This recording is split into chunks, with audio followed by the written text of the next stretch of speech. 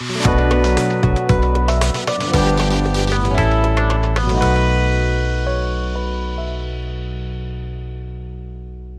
विद्यार्थी मित्रांनो, welcome two mission admission. मित्रांनो, सर्वप्रथम तुमचं मनपूर्वक अभिनंदन. कारण एवढ्या महिन्याच्या कित्येक महिन्याच्या ताणतणावानंतर, तयारीनंतर, धावपळीनंतर तुम्हाला तुमचं ड्रीम कॉलेज मिळालेलं आहे. आता कॅप राऊंड संपले, स्पॉट राऊंड पण संपले, सर्व धावपळ संपली आहे. आता आपलं कॉलेज सुरू होणार आहे. या सर्वात एक गोष्ट आपण विसरता कामा नये, ते म्हणजे आपले पेरेंट्सनी केलेला संघर्ष.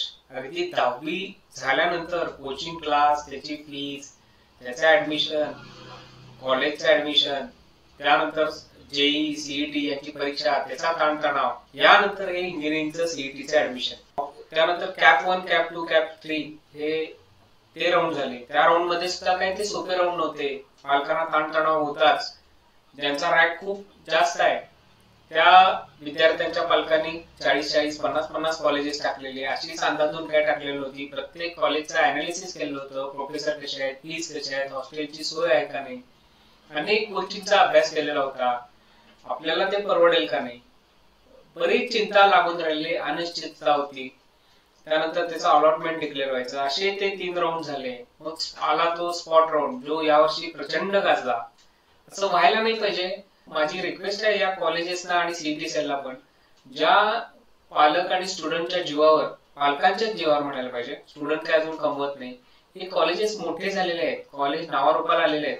शेवटी ती स्ट्रेस लेवल आहे जी या स्पॉट राऊंडला किंवा कॅप राऊंडला बघायला मिळाली. कॅप राऊंड ठीक आहे, ते ऑनलाईन होतं, त्यातल्या त्या स्ट्रेस कमी होता. पण जे स्पॉट राऊंडला जे लांबून लांबून पुणे मुंबईच्या ठिकाणी स्पॉट राऊंड साठी लोक आलेली होती, त्यांची जी पेशन्स लेवल बघितली गेली यावर्षी, ती खूप अत्यंत वाईट गोष्ट आहे. असं घडायला नाही पाहिजे.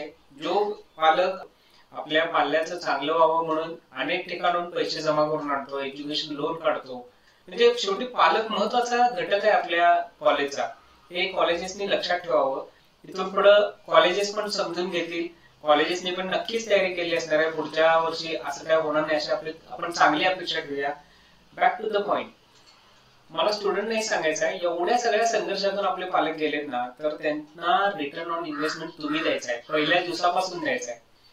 सुरुवात आता तोंडावर परीक्षा आलेलीच आहे, कारण ऑलरेडी ऍडमिशनला खूप वेळ झालेला आहे. फर्स्ट डे पासून परफेक्ट प्लॅनिंग करा. मॅथमॅटिक्स पासून सुरुवात करा. बरेच गोष्टी आपल्याला 4 वर्षात करायच्या आहेत. स्किल डेव्हलपमेंट आहे, फॉरेन लँग्वेज आहे, क्लब जॉईन करायचे आहेत, सॉफ्ट स्किल डेव्हलप करायचे आहे. बऱ्याच गोष्टींमधून जाऊन आपल्याला चांगलं प्लेसमेंट होणार आहे. त्यासाठीचा एक व्हिडिओ पण आपण आत्ताच अपलोड केलेला आहे. 1 तासाचा इंटरव्ह्यू आहे. पीआयसीटीचे एक स्टुडंट अनिकेत असोळे, जे एका चांगल्या एमएनसीज मध्ये आहेत, बऱ्याच एमएनसी मध्ये त्यांनी काम केलेलं आहे. आपण इंटरव्ह्यू अपलोड केलेला आहे, तो नक्की बघा. 1 तासाचा इंटरव्ह्यू आहे. 1.5 स्पीड न बघून, नोट काढून परफेक्ट प्लॅनिंग करा आणि आपल्या पालकांना यथोचित न्याय द्या. त्यांनी खूप यात भोगलेलं आहे. मी स्वतः काउन्सिलिंगच्या माध्यमातून त्यांना कॅप राऊंड पासून स्पॉट राऊंड पर्यंत सुद्धा मी त्यांना भेटलेलो आहे, अनेकांशी बोललोय. त्यांची पेशन्स लेवल बघून आम्हाला त्यांना धीर देता देता पुरेवाट झालेली यावर्षी, अशी अवस्था आलेली होती. त्यामुळं माझी सर्व विद्यार्थ्यांना आधी विनंती आहे की तुम्ही 4थ्या वर्षी तुमचं छान प्लेसमेंट झालं की या सर्व कष्टातून आपले पालक बाहेर पडले असे समजा. या 4 वर्षाच्या काळात आपल्याला कोणतीही अडचण आली, आपल्याला काउन्सिलिंग पाहिजे असेल, काही मार्गदर्शन पाहिजे असेल, तर तुम्ही मला कॉन्टॅक्ट करू शकता. माझा कॉन्टॅक्ट नंबर डिस्क्रिप्शन बॉक्स मध्ये दिलेला आहे. धन्यवाद.